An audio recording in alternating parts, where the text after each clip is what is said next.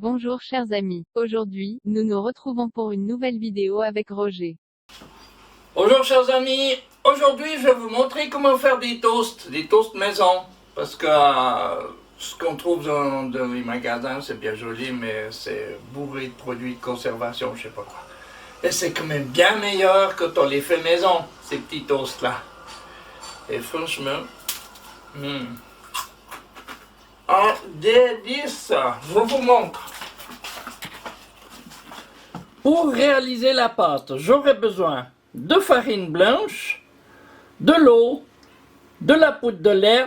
Si vous n'avez pas de poudre de lait, c'est pas grave, vous remplacerez la moitié de l'eau par du lait. La moitié, seulement. De la pâte fermentée, pour savoir comment la faire, vous avez le lien de la vidéo là. Du sucre, du sel, du beurre et bien sûr de la levure. Pas de la levure chimique, de la levure normale. De mon pétrin. Je commence par y mettre l'eau. Je continue par la farine.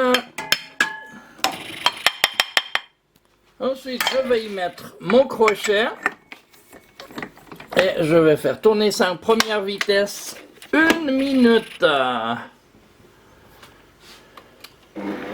C'est juste pour mélanger. On se retrouve dans 1 minute. Et voilà, 1 minute, j'arrête mon pétrin. Je vais laisser ça comme ça pour hydrater ma farine.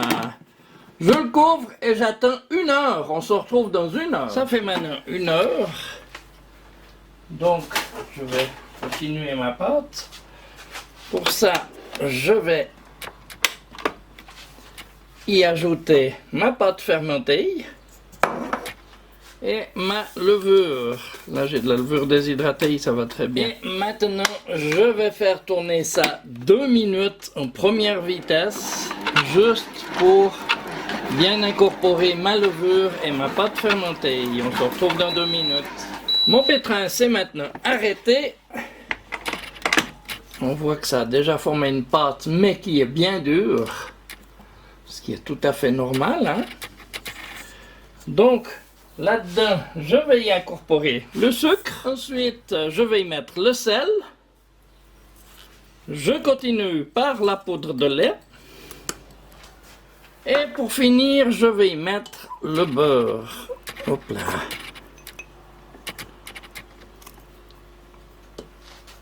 Et maintenant, je vais refermer mon pétrin. Et je vais faire tourner ça environ 10 minutes en première vitesse, comme ça. Et on se retrouve dans 10 minutes. Mon pétrin c'est arrêté maintenant. Je vais juste contrôler l'élasticité.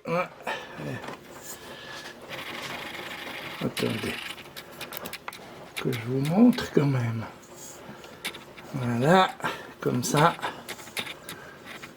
Mais c'est bien, mais ça manque encore un petit peu. Donc, ce que je vais faire, je vais le mettre encore 4 minutes, mais en 2e vitesse. On se retrouve tout à l'heure. Et voilà, mon pétrin s'est arrêté. On va contrôler encore une fois. Ah ouais, maintenant ça va quand même beaucoup mieux.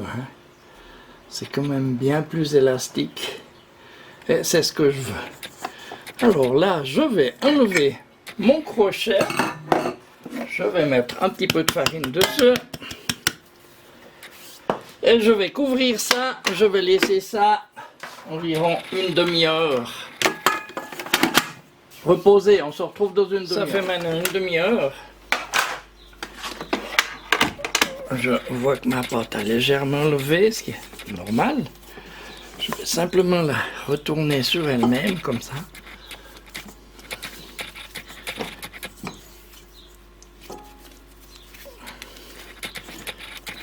Et je la remets dans ma cuve pour 1 heure cette fois. On se retrouve dans 1 heure. Nous voilà 1 heure après. Donc maintenant, je vais pouvoir sortir ma pâte. Et je vais la mettre sur ma table. Je vais maintenant peser un morceau de 300 grammes.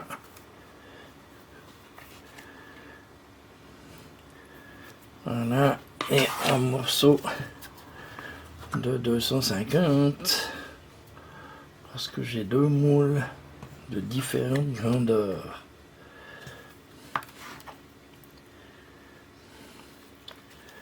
Voilà, avec le reste, je peux faire un autre pain. Et maintenant, il ne me reste plus qu'à façonner ma pâte et la mettre dans mes moules. La quantité de pâte, ça dépend de la grandeur de votre moule, mais quand c'est façonné, ça doit arriver à peu près à la moitié de la hauteur de votre moule. Hein. Je vous laisse adapter. Moi, je fais le deuxième maintenant, qui est un peu plus petit, voilà. Et maintenant, je vais couvrir tout ça avec un linge. Et je vais attendre une bonne heure que ça lève. On se retrouve tout à l'heure. Et maintenant bien levé, je jette le saupoudre un petit peu de farine et je vais le mettre dans un four à 180 minutes, à 180 degrés pour environ 45 minutes. On se retrouve après. La recette: 600 g de farine blanche, 350 g d'eau, 20 g de sucre, 70 g de beurre, 35 g de poudre de lait, 15 g de levure, 100 g de pâte fermentée et 12 g de sel. Et voilà mon pain. Oh. Parfait, merveilleux. Il ne me reste plus qu'à le laisser refroidir sur une planche. Nous voilà donc le lendemain où je vais ressortir mon pain que j'ai emballé simplement dans un linge. Donc j'ai attendu un jour parce que pour le couper, il est un petit peu ferme. Maintenant pour le couper, ça va être très facile. Si vous le faites frais, c'est pas évident. Hein. Donc maintenant, je vais prendre un couteau à pain. Je coupe la première tranche et après je fais des tranches d'environ 1 cm. Je coupe tout mon pain comme ça.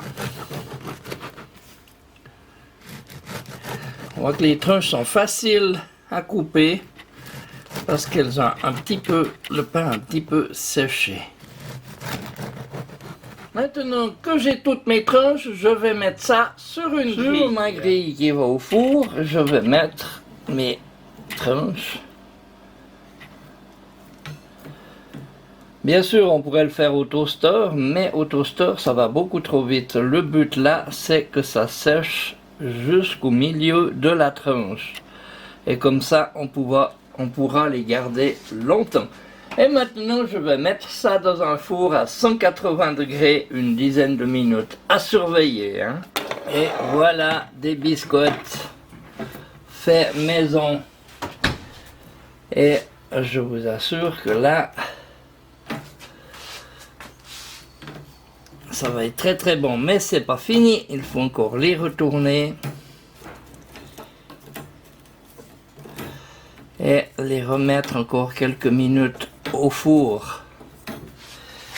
Et après vous aurez vraiment des biscottes, comment dire, professionnels là, qui sont séchés jusqu'à cœur. Je les remets au four. Et voilà, maintenant mes biscottes sont grillés des deux côtés. Il ne me reste plus qu'à les laisser refroidir avant de les consommer. Et voilà.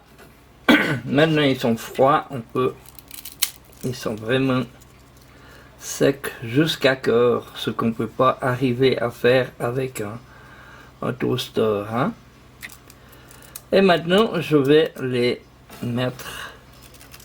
emballer. J'ai un petit récipient là. Je vais les mettre dedans tout simplement. Et comme ça, je peux les garder plusieurs jours, voire 2 semaines facilement. Hein. Et voilà, maintenant vous savez comment faire des toasts maison. Voilà, maintenant moi je veux aller me régaler avec ça. Je vous invite à en faire autant et je vous dis à bientôt pour une prochaine vidéo. Au revoir.